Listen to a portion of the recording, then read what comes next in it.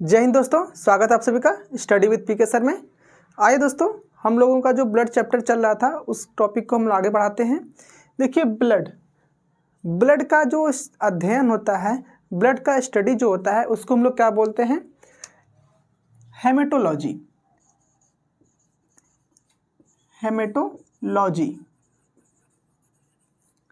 Blood का अध्ययन क्या कहलाता है? हेमेटोलॉजी, या इसको हम लोग एक और नाम से जानते हैं जिसको बोलते हैं सेरोलॉजी। ओके, हेमेटोलॉजी या फिर सेरोलॉजी, इन दो नामों से ब्लड का अध्ययन जाना जाता है। अब देखिए, जो ब्लड होता है, ब्लड हमारा दो पार्ट से मिलकर के मेनली बना होता है। एक होता है प्लाज्मा और एक होता है कार्पसल। प्लाज्मा का इंग्लिश नाम भी प्लाज्मा होता है और हिंदी नाम भी प्लाज्मा ही होता है। कार्पसल जो होता है, कार्पसल आपका इंग्लिश नाम है और कार्पसल को हम लोग हिंदी में क्या बोलते हैं? रुधिराणु।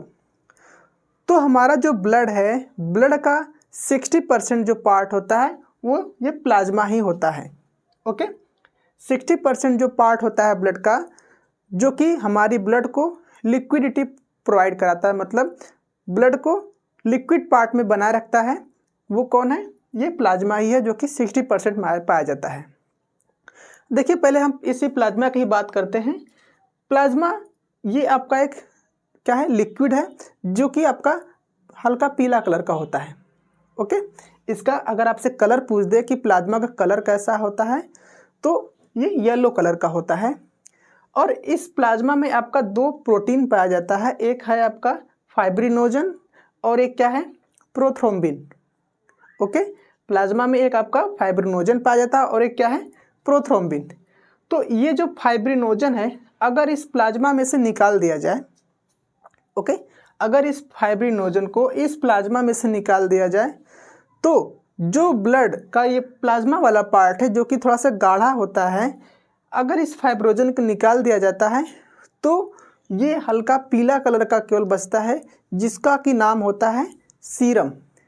आपसे एग्जाम में क्वेश्चन क्या पूछता है कि जो ब्लड होता है, ब्लड के प्लाज्मा वाले पार्ट में से अगर फाइब्रिनोजन को निकाल दिया जाए तो उसको किस नाम से जाना जाता है? तो उसको हम लोग सीरम कहते हैं। ओके, जो हम लोगों की बीमारियों की जांच की जाती है, जो डॉक्टर हमारा ब्लड लेते हैं ना, ब्लड जो ले जाते हैं उसको जो लैब में वो चेक करते हैं, लैब में जो टेस्ट करते हैं, उसमें वो हमारे डायरेक्टली ब्लड का चेक नहीं करते हैं, उसमें से वो हमारा प्लाज्मा लेते हैं और उस प्लाज्मा में से फाइब्रिनोजन निकाल देते हैं। ओके, और फाइब्रिनोजन निकालने के बाद जो पीला कलर का आपका सीरम बचता है, उस सीरम से आपके बीमारी की जांच होती है। ओके, तो आपसे इसमें क्या पूछ सकता है कि प्लाज्मा में से अगर फाइब्रिनोजन निकाल दिया जाए तो जो चीज़ बचता है उसका नाम क्या है? सीरम होता है। प्लाज्मा 60% होता है और जो ब्लड होता है उसको लिक्विड में बनाए रखने का काम कौन करता है? तो ये प्लाज्मा ही करता है। ओके, अब आते हैं हम लोग दूसरा जो पार्ट है, रुधिराणु, जिसको कि हम लोग कार्पसल बोलते हैं। ओके, अब देखिए, 60% तो प्लाज्मा हो गया, 60% ये प्लाज्मा हो गया। अब 40% क्या हो जाएगा? कार्पसल। ओके, 60% प्लाज्मा और ये 40% आपका कार्पसल, मतलब रुधिराणु हो गया। अब देखिए, इस कार्पसल के अंदर भी हमारे 3 फैक्ट मिलते हैं। एक होता है आरबीसी, एक होता है डब्ल्यूबीसी और एक होता है प्लेटलेट्स। सभी लोग इसके बारे में जानते होंगे। आरबीसी, इसको हम लोग बोलते हैं रेड ब्लड कार्पसल। डब्ल्यूबीसी, इसको बोलते हैं वाइट ब्लड कार्पसल। और ये क्या है? प्लेटलेट्स। ओके, पहले इसका फुल फॉर्म भी पूछा जाता था, बट अब ये सब क्वेश्चन काफ़ी ओल्ड हो गए हैं, अब ये नहीं पूछा जाता है। काफ़ी इजी क्वेश्चन के नाम से जाना जाता है इसको। अब ये काफ़ी इजी क्वेश्चन के नाम से जाना जाता है। तो आरबीसी का आपका टेक्निकल नेम बोलो, या फिर आप इसका केमिकल नेम बोल सकते हैं, या फिर इसका साइंटिफिक नेम बोल सकते हैं आप, कि आरबीसी को हम लोग किस नाम से जानते हैं? एरिथ्रोसाइट। ये एग्जाम में आता है कि आरबीसी को हम लोग किस नाम से बुलाते हैं? तो एरिथ्रोसाइट। ओके, डब्ल्यूबीसी को किस नाम से पुकारते हैं? ल्यूकोसाइट। प्लेटलेट्स, इसको क्या बोलते हैं? बिम्बाणु। ओके, आरबीसी को एरिथ्रोसाइट, डब्ल्यूबीसी को ल्यूकोसाइट एंड प्लेटलेट्स को बिम्बाणु बोलते हैं। अब आते हैं हम लोग इनकी संख्या पर, नंबरिंग पर, कि किसकी कितनी संख्या होती है। देखिए, ये जो आपका ब्लड है, अगर पूरी ब्लड की बात की जाएगी कि सबसे ज़्यादा अमाउंट में कौन होता है, ऑल ओवर ब्लड की बात की जाए पूरे ब्लड की, तो 60% क्या है, प्लाज्मा है। मतलब प्लाज्मा ही सबसे ज़्यादा अमाउंट में आपका पाया जाता है आपका, ठीक है। 60% क्या है आपका, प्लाज्मा है पूरी ब्लड की बात करें तो। बट अगर हम केवल कार्पसल मीन्स रुधिराणु की केवल बात करें तो इसमें अगर सबसे ज़्यादा चीज़ की पूछी जाए कि कौन से आरबीसी या डब्ल्यूबीसी या प्लेटलेट्स, इनमें से किसकी नंबरिंग सबसे ज़्यादा होती है, तो आपका होता है आरबीसी। आरबीसी इन तीनों में, आरबीसी, डब्ल्यूबीसी, प्लेटलेट्स, इन तीनों में क्या होता है आपका 95% के ऊपर ही होता है, या फिर उससे आप अप्रॉक्स भी समझ सकते हैं। क्योंकि ये जो आरबीसी है आप देख रहे हैं, इसकी जो संख्या है वो कितनी है, 50 लाख है। ओके, आरबीसी जो है इसकी संख्या कितनी है, 50 लाख। अब देखिए डब्ल्यूबीसी की संख्या कितनी है, 10,000, और प्लेटलेट्स इसकी संख्या कितनी है, 2 लाख। तो आप देख सकते हैं कि आरबीसी कहाँ 50 लाख है और ये 10,000 और ये 2 लाख, तो कितना ज़्यादा है कि नहीं। तो आरबीसी 50 लाख है, डब्ल्यूबीसी 10,000 है और प्लेटलेट्स 2 लाख है। इसकी संख्या भी पूछ ली जाती है कभी कभी एग्जाम्स में, तो ये संख्या भी आप लोगों को याद रखनी है। और सबसे ज़्यादा अमाउंट में इन तीनों में कौन होता है, तो यही आरबीसी ही होता है। ओके, अब देखिए ये जो आरबीसी होता है, मैंने आपको बताया है कि आरबीसी कहाँ आपका मिलता है, ब्लड के अंदर, और इस आरबीसी में क्या मिलता है, हीमोग्लोबिन। ओके, तो आपके ब्लड का कलर रेड किसकी वजह से होता है, हीमोग्लोबिन की वजह से होता है। अब देखिए इस आरबीसी का, डब्ल्यूबीसी का और प्लेटलेट्स का, इनका जीवन काल, मतलब ये कितने दिनों तक जिंदा रहते हैं हमारी बॉडी के अंदर। ये एक बार जनरेट हो गए तो ऐसा है तो नहीं है कि हमारी जब तक लाइफ रहेगी तब तक रहते हैं, नहीं, इनका एक सर्टेन टाइम होता है एंड उस टाइम के बाद वो मरते हैं एंड दोबारा रिप्रोड्यूस होते हैं, रीजनरेट होते हैं। ओके, तो जो आरबीसी है उसका जो जीवन काल होता है वो कितना होता है, 120 दिन, 4 महीने लगभग। ओके, आरबीसी का जीवन काल कितना होता है, 4 महीने 120 दिन। और ये जो डब्ल्यूबीसी है, डब्ल्यूबीसी केवल 4 दिन, मात्र 4 दिन में आपका इसका डेथ हो जाता है। और जो प्लेटलेट्स है ये 7 दिन, केवल 7 डे के बाद ये डेथ हो जाता है इसका भी। अब देखिए आरबीसी, डब्ल्यूबीसी और प्लेटलेट्स, इनका फंक्शन समझिए कि इनका फंक्शन कैसे काम करते हैं ये सब। आरबीसी जो इंसान है, अगर आरबीसी उसके अंदर कम रहेगा, किसी भी इंसान के अंदर, चाहे वो मेल हो चाहे फीमेल हो, अगर उसके अंदर आरबीसी कम है तो उसकी बॉडी के अंदर चंचलतापन, फुर्तीलापन कम रहेगा। उनकी बॉडी का जो एक्टिविटी है ना वो उतनी अच्छी सी नहीं रहेगी। जिसके अंदर आरबीसी ज़्यादा होगा वो क्या होगा, काफ़ी फुर्तीला होगा, वो जल्दी आपका थकेगा नहीं, यहाँ वहाँ दौड़ता रहेगा। ओके, तो आप अगर एक स्टूडेंट हैं तो आपका आरबीसी अच्छा होना चाहिए, जिससे कि किसी भी चीज़ को करने की आपके अंदर हमेशा इच्छा जागृत होती है। जिनके अंदर आरबीसी कम होता है उनका मन हमेशा सुस्त पड़ा रहता है, आलसी की तरह एकदम एक जगह सोए रहते हैं या लेटे रहते हैं, किसी चीज़ को करने का उनका मन ही नहीं करेगा। तो उनको क्या करना चाहिए, पहले अपने ब्लड का जांच करना चाहिए, जिसमें कि आरबीसी का जांच खास तौर से कराएं कि हमारा आरबीसी कहीं इससे कम तो नहीं है। अगर इतना आरबीसी है तो उनकी बॉडी के अंदर एक्टिविटी बराबर बनी रहेगी। जो छोटे बच्चे होते हैं देखते हैं आप, कितने दिन भर खेलते रहते हैं लेकिन वो थकते नहीं हैं। क्यों? क्योंकि उनकी बॉडी के अंदर आरबीसी बहुत ज़्यादा अमाउंट में होता है। ओके, अब आता है डब्ल्यूबीसी। डब्ल्यूबीसी इसकी संख्या केवल 10,000 होती है। ओके, और डब्ल्यूबीसी को आर्मी बोलते हैं हमारी बॉडी का। जैसे हमारी बॉर्डर का जो सिक्योरिटी गार्ड होता है या फिर जिसका हमारे बॉर्डर का जो रक्षा करते हैं उसको क्या बोलते हैं, जवान, बीएसएफ वाले। तो इसी तरह हमारी बॉडी का जो आर्मी है वो कौन है, डब्ल्यूबीसी है। ये हमारी बॉडी के अंदर कोई भी डिजीज इंटर करती है तो क्या करता है, हमारी बॉडी को तुरंत यही डब्ल्यूबीसी ही सिग्नल देता है। ओके, तो डब्ल्यूबीसी क्या है, हमारी बॉडी का आर्मी है, हमारी बॉडी का जवान है। ठीक है, यही हमारी जो बॉडी है उसको रोग होने से बचाता है, सेफ रखता है हमारी बॉडी को। अब आता है इसका दिन कितना होता है जीवन काल का? 4 दिन। 4 दिन के बाद ये डेथ हो जाते हैं। अब आता है प्लेटलेट्स। प्लेटलेट्स इसको हिंदी में बिम्बाणु बोलते हैं। इनकी जो संख्या होती है वो 2 लाख होती है और इनका जो जीवन काल होता है वो 7 दिन होता है। तो देखिए जो प्लेटलेट्स होता है इनकी जो संख्या 2 लाख है। प्लेटलेट्स एक बहुत ही इंपॉर्टेंट रोल प्ले करता है हमारी ब्लड के अंदर। अगर प्लेटलेट्स की संख्या हमारी बॉडी में कम होती है तो हमारी बॉडी क्या होती है, एकदम जैसे लगेगा कि हमारी बॉडी में थोड़ी सी भी स्ट्रेंथ नहीं बची है, एकदम वीक सा फील होगा, आपसे उठा तक नहीं जाएगा। कभी कभी यही प्लेटलेट्स अगर बहुत ज़्यादा अमाउंट में घट जाता है तो आदमी की जान भी जा सकती है। तो ये जो प्लेटलेट्स हैं इनकी संख्या कितनी होना चाहिए हमारी बॉडी में? 2 लाख या इससे ऊपर। ओके। और देखिए ये जो प्लेटलेट्स हैं इसको बढ़ाने का सबसे इजी उपाय क्या है? आप जो कि ये प्लेटलेट्स में जैसे आप लोग बकरी का दूध वगैरह पी सकते हैं और एलोवेरा वगैरह ये सब जो आता है नेचुरल, उसको आप पीस करके या फिर उसका रस निकाल करके आप पी सकते हैं। इन सब से आपका प्लेटलेट्स बढ़ता है। ख़ास तौर से अगर आपको ये सब चीज़ें नहीं मिल रही हैं तो बकरी का दूध या फिर पका पपीता या कच्चा पपीता आप खा सकते हैं। इससे आपका प्लेटलेट्स मेंटेन रहेगा। ओके। आइए दोस्तों आरबीसी, डब्ल्यूबीसी और प्लेटलेट्स के बारे में हम लोग और भी अच्छे से स्टडी करते हैं। देखिए आरबीसी जिसको कि हम लोग क्या बोलते हैं, एरिथ्रोसाइट, और आरबीसी का फुल फॉर्म क्या होता है? Red blood corpuscle. तो ये जो आरबीसी होता है इसका जो साइज होता है, इसका जो आकार होता है वो कैसा होता है? गोल होता है और बीच में चपटा होता है। ओके, कुछ इस तरह से होता है, इसमें हल्का सा चपटा होता है बीच में। ठीक है, ये होता है आपका आरबीसी का साइज।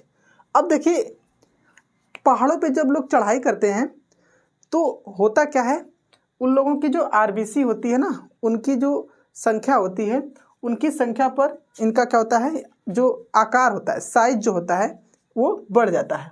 ऊंचाई पर चढ़ने पर आरबीसी का जो साइज होता है वो बढ़ जाता है। इसलिए कभी कभी नाक से क्या हो जाता है, उन लोगों से ब्लड भी आने लगता है। ओके। और आरबीसी के अंदर लाइसोसोम नहीं मिलता है। आरबीसी के अंदर लाइसोसोम नहीं मिलता है। लाइसोसोम होता क्या है? लाइसोसोम आपका एक ऐसा पिगमेंट है या फिर आपका एक ऐसा आपका ऑर्गन होता है बॉडी के अंदर जो कि वेस्ट मटेरियल को खा करके ख़त्म करने का काम करता है। ओके। इसलिए जब आरबीसी की डेथ होती है 120 दिन के बाद, तो ये आरबीसी और हमारी बॉडी के अंदर इधर जो लेफ्ट साइड में स्प्लीन होता है वो आपका पूरी बॉडी में से इस आरबीसी को, जो कि मर करके पूरी बॉडी में घूम रहा है, वहाँ से सभी जगह से कैप्चर कर लेता है और स्प्लीन इसको क्या करता है, पूरी तरह से ख़त्म कर देता है। अब आता है केंद्रक। आरबीसी में केंद्रक नहीं पाया जाता है। ओके, आरबीसी में केंद्रक नहीं पाया जाता है। इसका मतलब है क्या? अगर हम लोग आरबीसी लेकर के आपके ब्लड की जांच करें, आपके जो रोग हैं इनकी जांच करें, तो वो नहीं कर सकते हैं। हम अपने जो बाल वगैरह हैं, नाखून वगैरह हैं, जो हम लोगों का थूक वगैरह होता है, इन सब से हमारा जो जांच होता है ब्लड का, ये सब जांच हो सकता है। ठीक है, डीएनए वगैरह जो होता है। लेकिन केंद्रक नहीं होने की वजह से ये हम लोगों का इस चीज़ से कुछ भी हम लोग नहीं जानकारी ले सकते हैं। अब आता है रुधिराणु, जो ब्लड का 40% भाग होता है रुधिराणु, जिसको कि हम लोग इंग्लिश में कार्पसल बोलते हैं। उन रुधिराणु का ये जो आरबीसी होता है ना, ये 95% होता है। आरबीसी, डब्ल्यूबीसी और प्लेटलेट्स, इन तीनों में सबसे ज़्यादा अमाउंट में कौन होता है? यही आरबीसी ही होता है, क्योंकि आरबीसी की जो संख्या होती है वो कितनी होती है? 50 लाख। तो डब्ल्यूबीसी और प्लेटलेट्स के कंपेयर में ये बहुत ज़्यादा अमाउंट में होता है, लगभग 95% तक होता है। तो पूरे रुधिराणु में सबसे ज़्यादा संख्या में कौन होता है? आरबीसी। अब देखिए ब्लड में क्या होता है? आपका आरबीसी, और उसी आरबीसी के अंदर क्या होता है? आपका हीमोग्लोबिन। तो हीमोग्लोबिन में आपका जब कमी होता है तो आपको एक बीमारी हो जाती है जिसको कि हम लोग बोलते क्या है? एनीमिया। एनीमिया जो बीमारी होती है हमारी बॉडी के अंदर आयरन में कमी होने की वजह से होती है। ठीक है, यहाँ से 2 तरह से क्वेश्चन पूछता है कि एनीमिया जो बीमारी होती है वो हमारे बॉडी में किसकी कमी से होती है या फिर किस धातु की कमी से होता है? तो आयरन धातु की कमी से होता है। ओके। और ये जो आपका आयरन धातु है ये कहाँ पर मिलता है? हीमोग्लोबिन के अंदर मिलता है। तो एक तरह से आप ये भी कह सकते हैं कि हीमोग्लोबिन में कमी की वजह से भी आपका ये एनीमिया रोग होता है। ओके, एक बार मैं फिर से बता देता हूँ। आरबीसी का आकार गोल होता है, ऊंचाई पर जाने पर इनका जो आकार है वो बढ़ जाता है, लाइसोसोम नहीं होता है, केंद्रक नहीं होता है, रुधिराणु जो होते हैं आरबीसी, डब्ल्यूबीसी, प्लेटलेट्स, इन तीनों में सबसे ज़्यादा अमाउंट में 95% आपका यही रुधिराणु ही होता है, सॉरी आरबीसी होता है। और ब्लड में क्या होता है आपका आरबीसी, और आरबीसी में क्या होता है हीमोग्लोबिन। इसी हीमोग्लोबिन में जो आयरन होता है या फिर हीमोग्लोबिन की कमी की वजह से हमारी बॉडी में एक रोग होता है जिसको हम लोग एनीमिया नाम से जानते हैं। ओके, तो इस एनीमिया नाम की बीमारी को ख़त्म करने के लिए आप लोगों को हरी साग सब्जी वगैरह ज़्यादा से ज़्यादा अमाउंट में खानी चाहिए। ओके, या फिर आयरन वगैरह की गोली भी लेते हैं डॉक्टर वगैरह से सलाह लेकर के लोग। जब महिलाएं प्रेग्नेंट होती हैं ना, तो उनको ये आयरन की कमी खास तौर से होती है, तो इसलिए जो प्रेग्नेंट लेडीज़ होती हैं डॉक्टर्स उनको ज़्यादा से ज़्यादा हरी साग सब्जी, हरे पत्तेदार सब्जियां खाने के लिए बात करते हैं। और अगर फिर भी उनकी जो आयरन की कमी वो पूरी नहीं होती तो उनको आयरन की गोली भी दी जाती है। ओके, अब आता है डब्ल्यूबीसी, जिसको हम लोग क्या बोलते हैं ल्यूकोसाइट। डब्ल्यूबीसी जिसको हम लोग वाइट ब्लड कार्पसल या फिर वाइट ब्लड सेल भी बोलते हैं, इसका आपका टेक्निकल नाम क्या है ल्यूकोसाइट। और इसका जो आकार होता है वो इर्रेगुलर शेप का होता है, अनिश्चित होता है। ओके, जैसे गैसों का कोई आपका आकार नहीं होता है, अनिश्चित होता है, उसी तरह से ये जो डब्ल्यूबीसी है ना, इसका भी कोई आकार निश्चित नहीं होता है। इसके अंदर केंद्रक पाया जाता है, मतलब इसकी वजह से या फिर इसकी हेल्प से हम लोग क्या कर सकते हैं, किसी भी तरह की जांच वगैरह कर सकते हैं डीएनए वगैरह का। ठीक है, अब देखिए ये जो डब्ल्यूबीसी है, मैंने आप लोगों को बताया है कि जो डब्ल्यूबीसी वो करता क्या है, वो हमारी बॉडी का आर्मी है, हमारी बॉडी को रक्षा प्रदान करता है। कहीं से भी कोई भी जम्स वगैरह, बैक्टीरिया या किसी भी टाइप्स का डिजीज़ वगैरह अगर हमारी बॉडी में इंटर करता है तो ये तुरंत देख लेता है और ये क्या करता है, हमारी बॉडी को आपको तैयार कर देता है उससे लड़ने के लिए।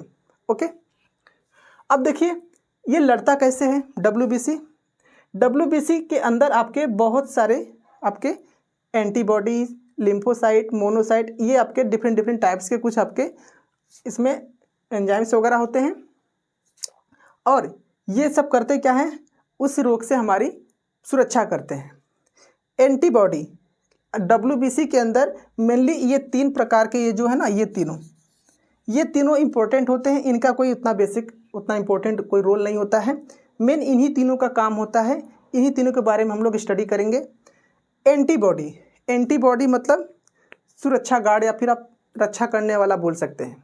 जैसे हमारी बॉडी में कोई जम्स वगैरह, कोई डिजीज इंटर करता है तो तुरंत ये जागरूक हो जाता है और ये क्या करता है, जो लिम्फोसाइट है जिसको हम लोग टी लिम्फोसाइट या टी सेल बोलते हैं, ओके, इसको वो जगाता है। ठीक है, इसको जगाता है और ये करता क्या है, ये लिम्फोसाइट इतना ताकतवर होता है कि वो जो डिजीज़ या जो भी जम्स वगैरह हमारी बॉडी में आया है ना, उसको ये क्या करता है, मार गिराता है। ओके, और अगर वो जो डिजीज आई है अगर वो मजबूत निकली, मतलब अगर उसने इस लिम्फोसाइट को मार गिराया तो फिर हम लोग को वो बीमारी हो जाएगी। तो सपोज दैट अगर लिम्फोसाइट ने उस बीमारी को मार गिराया तो वो एक तरह से वेस्ट हो गया ना, वो क्या हुआ, पूरी बॉडी में इधर उधर घूमता रहेगा। लेकिन ये लिम्फोसाइट क्या करता है, ये इस मोनोसाइट को क्या करता है, जगाता है, उठाता है कि मैंने इसको, जो बीमारी है इसको मार गिराया है, अब आप इसको क्या करो, खा जाओ, इसको डिस्ट्रॉय कर दो, ख़त्म कर दो। तो एंटीबॉडी क्या करता है, उस डिजीज को बताता है लिम्फोसाइट को, और लिम्फोसाइट उस डिजीज को या जो बैक्टीरिया वगैरह जो वायरस है उसको मार गिराता है।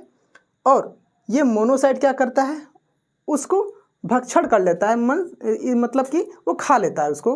और जब ये खा लेता है तो इसका जो साइज है ना वो बड़ा हो जाता है।